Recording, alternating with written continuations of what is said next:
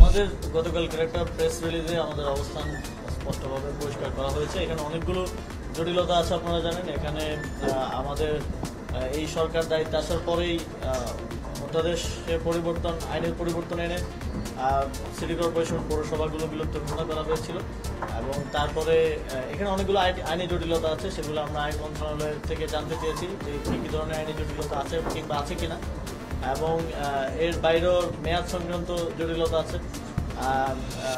এর বাইরে আবার আমরা একটা লিগ্যাল নোটিশ পেয়েছি এবং আমাদেরকে বিবাদী করে রিটও করা হয়েছে যাতে শপথ গ্রহণ করতে না দেওয়া হয়। আমরা যতদূর জানি সেটা বিচারাধীন আছে। তো এই সকল ধরনের জটিলতা নিরসন না করে আমরা কোনো সিদ্ধান্তে আসলে যেতে পারছি না। তো রিটের বিষয়টা এবং আইন মন্ত্রণালয়ের মতামত পাওয়া গেলে কোন ধরনের আইনি জটিলতা না থাকলে শপথ দিতে কোনো অসুবিধা নেই। এটা দুঃখজনক। আমরা আশা করব যে যারা সেখানে আন্দোলন করছেন, আমরা দেখেছি বেশিরভাগই একটি নির্দিষ্ট রাজনৈতিক দলের নেতাকর্মী। আমাদের প্রত্যাশা থাকবে যে নগরবাসীর যে ভোগান্তি, এবং ভোগান্তিটা শুধুমাত্র রাস্তা বন্ধ করে দেওয়ার জন্য নয়। আপনারা জানেন যে অনেক রেগুলার অ্যাক্টিভিটিস, রেগুলার কাজ আছে সিটি কর্পোরেশনের, সেগুলো এক ধরনের স্থবিরতা হয়ে আছে।